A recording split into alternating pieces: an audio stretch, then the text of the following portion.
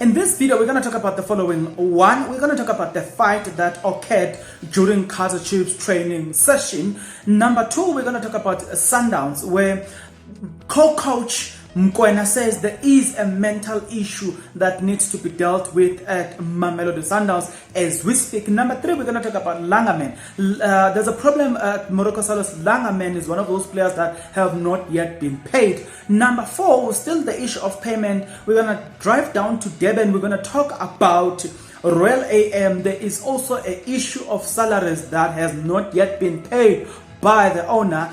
It's surprising that the owner has got so much money to spend and this glamorous lifestyle on social media, but to players on the other hand, they have not yet been paid. So we're going to jump right into it. But before we jump into it, guys, if you're not yet subscribed, what are you waiting for? Because to subscribe, it is free. To like the video, it is free. To comment in the comment section below, it is free. To those guys that would love to support me further, just next to subscribe, there's a button called join. Just click that button and join, become a member of this YouTube channel. I will see by your comment there will be a mark that you are a member of this YouTube channel.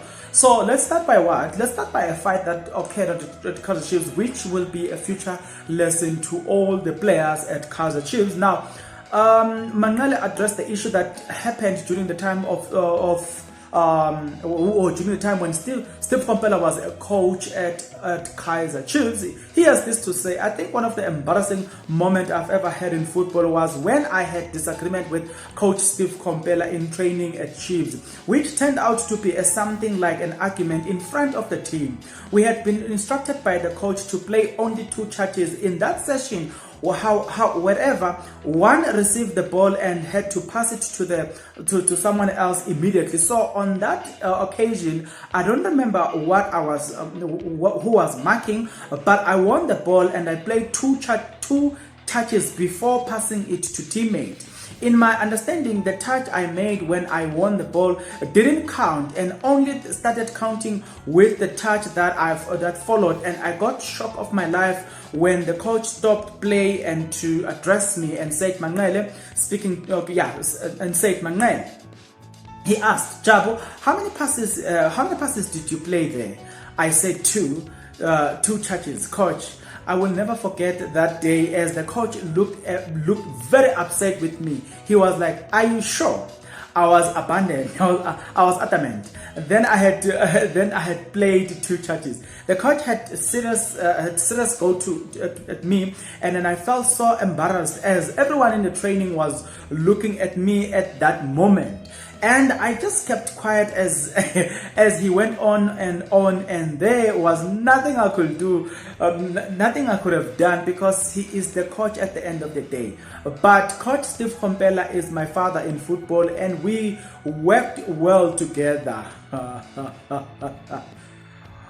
What an embarrassing moment, eh? What an embarrassing moment fighting with the head coach.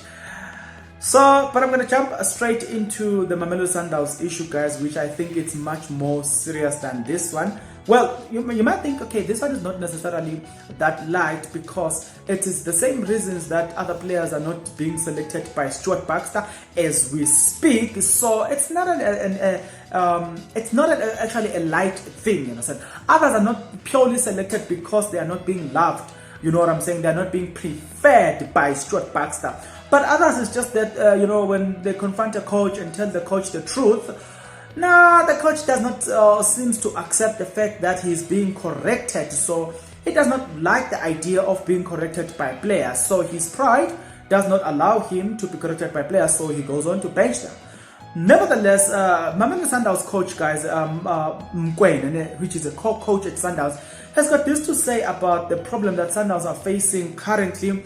He says that we sit in a situation where we speak only about football during this engagement, but I would like the media to do a lot more speaking and investigation into the importance of mental health issues within our society, and in particular in how that affects performances at elite level.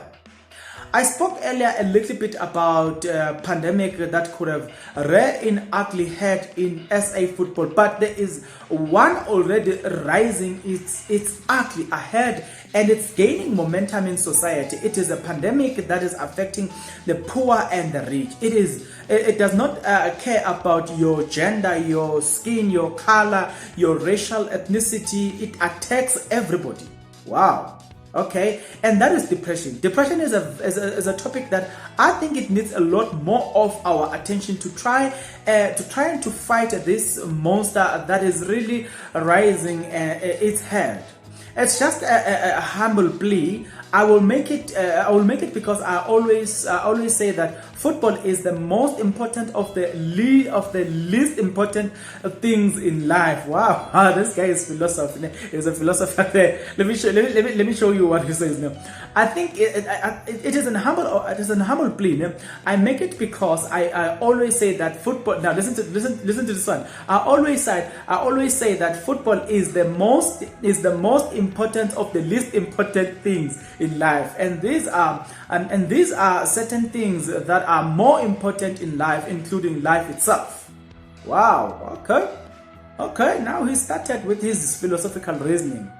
So it says culturally and generally, but particularly culturally, for us as black communities and black footballers, men in particular, it seems as taboo to speak about our pressure. The situation that you are faced until it is too late. You can't receive some support.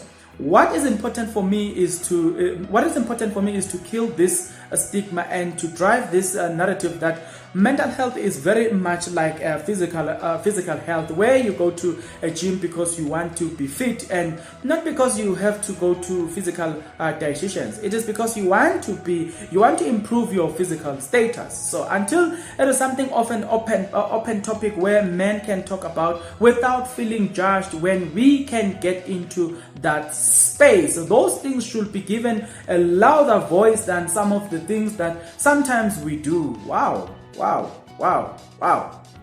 You really want to congratulate the man. I think his reasoning is proper here.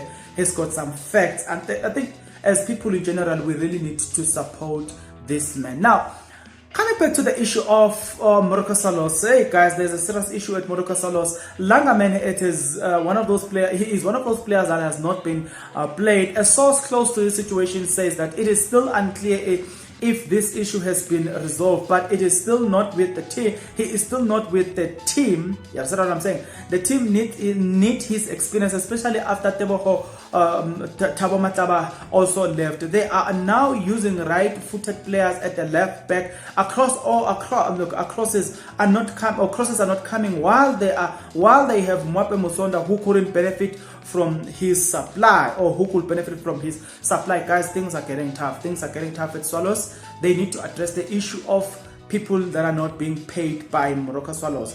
Now, still in the issue of payment and all the stuff. Now, agent called out Royal AM for non-payment.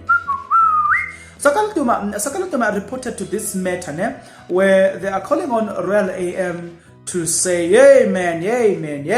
Now, Royal AM spoke to them about my agency fee. Sinkim Nisi told me that I shouldn't be desperate about my money, that I should send them an invoice. Then he said that they only pay out agency fee in July, but he offered me some unkind words and told me that I am taking advantage of Mom Keys. I didn't sit well with me, and man, yay.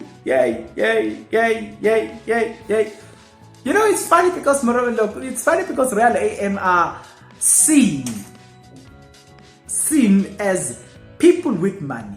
So it's surprising that when they have to pay other people, it becomes a problem to pay other people.